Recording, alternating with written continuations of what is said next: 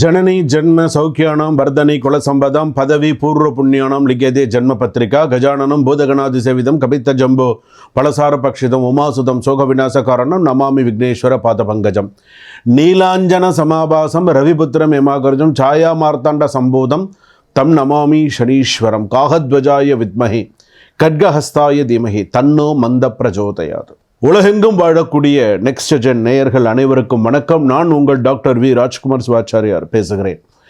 இன்றைய தினம் நாம் பார்க்கக்கூடிய ஒரு பதிவு மார்ச் மாதம் வரக்கூடிய 2026 வரக்கூடிய சனி மகா பயிற்சி.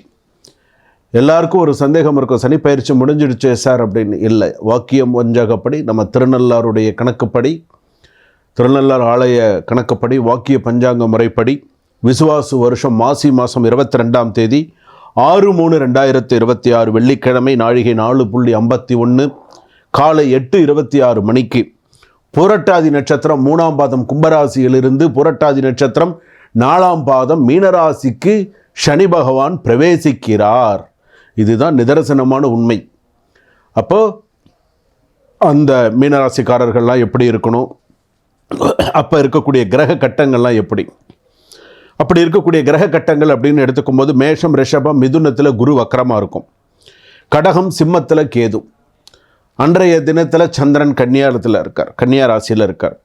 அப்படியே வரும்போது ஜாதகத்தில் எடுத்துட்டோம் அப்படின்னு சொன்னால் மகரத்தில் கோச்சார ரீதியாக மகரத்தில் சூரியன் புதன் அதே போல் ராகு செவ்வாய் அதே கும்பத்தில் இருக்கார். அதே போல் மீனத்தில் பார்த்தீங்கன்னா சனி பகவானும் சுக்கிரனும் இணைந்து இருக்கக்கூடியது.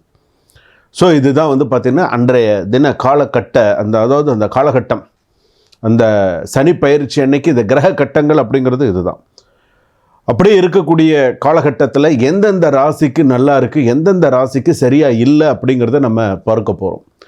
12 ராசியில் நான் சொல்லுறது பார்த்திங்கன்னா ஹைலைட்டடான சில விஷயங்கள் இதில் இதை சொல்கிறேன். மிகவும் கவனமாக இருக்க வேண்டிய ராசிகள் எது எது, அவங்களுடைய பலன்கள்லாம் என்ன அப்படிங்கிறதையும் நான் சொல்ல போகிறேன். ஓரளவுக்கு சில பிரச்சனைகள் கடந்து ஓரளவுக்கு கொஞ்சம் நன்னா இருக்கக்கூடிய சில விஷயங்களும் நான் சொல்ல போகிறேன். நீங்கள் உங்களுடைய பரிகாரங்களையும் நான் சொல்ல போகிறேன். ஸோ சனி பகவான் இப்போ எவ்வளவோ கிரக பயிற்சிகள்லாம் வருது, அந்த அளவுக்கு கொஞ்சம் ரொம்ப இப்போ இந்த ராகு கேது பயிற்சின்னா கொஞ்சம் தீவிரமாக பார்ப்பாங்க, குரு பயிற்சி கொஞ்சம் தீவிரமாக, சனி பயிற்சி ரொம்ப முக்கியமாக பார்ப்பாங்க.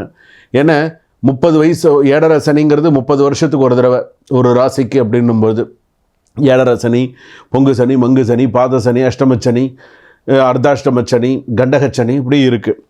அப்போ இது ரொம்ப முக்கியமாக எல்லோரும் பார்க்கக்கூடியது. மற்ற பயிற்சிகள்லாம் நம்ம சொல்லுவோம், குரு ஆதிசாரம் வக்கர பயிற்சி, அது அப்புறம் பார்த்திங்கன்னா செவ்வாய் இப்படின்னு நம்ம சுக்கிர பயிற்சி அப்படின்லாம் சொல்லிகிட்டு இருப்போம். ஆனால் இதில் ஹைலைட்டடான விஷயம் சனி பயிற்சி. இப்போ இந்த 6/3/2026 12 ராசிக்கு எப்படி இருக்குன்னு நம்ம பார்க்க போகிறோம். வாங்க வீடியோக்குள்ளே போகலாம். வீடியோவை கடைசி வரைக்கும் ஸ்கிப் பண்ணாமல் பாருங்கள். அப்போ தான் கடைசி வரைக்கும் ஒரு ராசிக்கு என்னென்னலாம் சொல்லியிருக்காங்க அப்படிங்கிறது உங்களுக்கு தெரிய வரும். வாங்க மேஷ ராசியிலிருந்து மீன ராசி வரையில் எப்படி இருக்குங்கிறத பார்ப்போம். கன்னிராசி நேயர்களை, கன்னிராசிக்கு பார்த்தீங்கன்னா 2026 மார்ச் மாதம் 6ஆம் தேதி வரக்கூடிய சனி பயிற்சி. சனி பகவான் உங்களை சோதிக்கலாம், ஆனால் உங்களது தைரியம், தன்னம்பிக்கை, துல்லியமான சிந்தனை, வைராக்கியம் இதெல்லாம் பார்த்திங்கன்னா நிறைய இருக்கிறதுனால ஓரளவுக்கு ஏதாவது பிரச்சனைகள் வந்தால் அதை சமாளிச்சுட்டு போகக்கூடிய அளவுக்கு அந்த சோதனையை கூட அசைத்து விடும். அந்த அளவுக்கு ஒரு சில சக்திகள் உண்டு.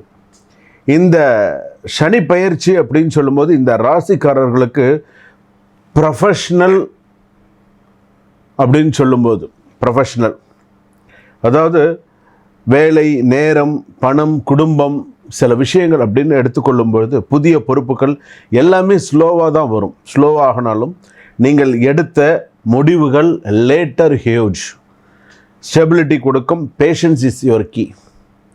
உங்களுடைய பொறுமையை சாவி. பொறுமையாக இருந்தீங்கன்னா சக்ஸஸ் பண்ணலாம். ஏன்னா எவ்வளவோ பொறுமையாக இருந்துட்டீங்க, எவ்வளோ விஷயங்கள் நல்லது கெட்டதெல்லாம் வாழ்க்கையில் கன்னியாராசி மாதிரி கஷ்டப்படுறவங்க யாருமே கிடையாது. கன்னியாராசிக்காரர்கள் அவ்வளோ. ஹஸ்த நட்சத்திரம் கன்னியாராசி, சித்திர நட்சத்திரம் கன்னியாராசி, உத்திர நட்சத்திரம் 2-3 பாதம் கன்னியாராசி. ஓரளவுக்கு கொஞ்சம் வசதியாக இருந்துட்டால் கூட உடல்நிலை பாதிப்பு இருக்கும் சில பேருக்கு.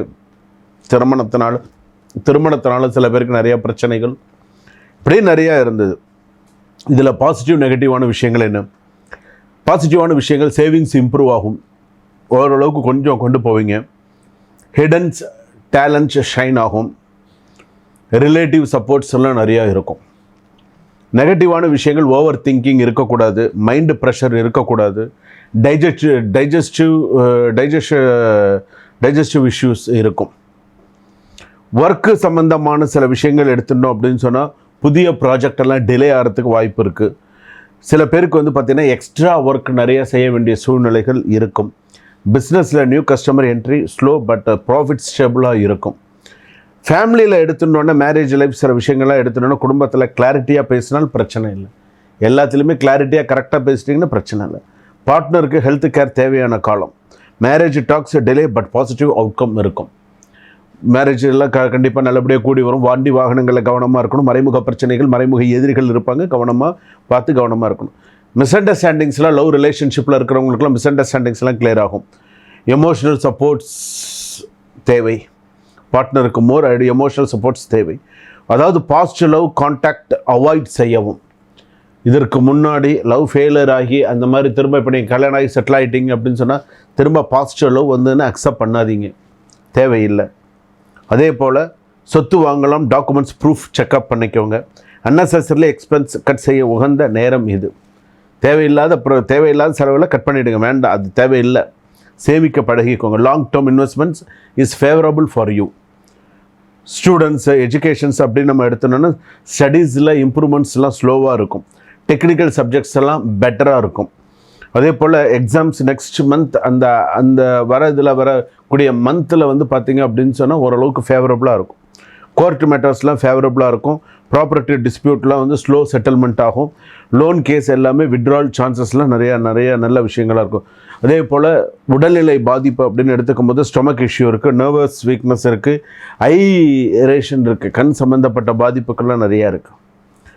குச்சானூர் சனி பகவான் கோயிலுக்கு போயிட்டு வர்றது நல்லது. சனி பகவான் ஆலயத்திற்கு போய் 9 பிரதட்சணம் செய்து குறைந்தது ஒரு 3 தீபமாவது ஏற்றி கன்னியா ராசிக்காரர்கள் வழிபாடு செய்யுங்க.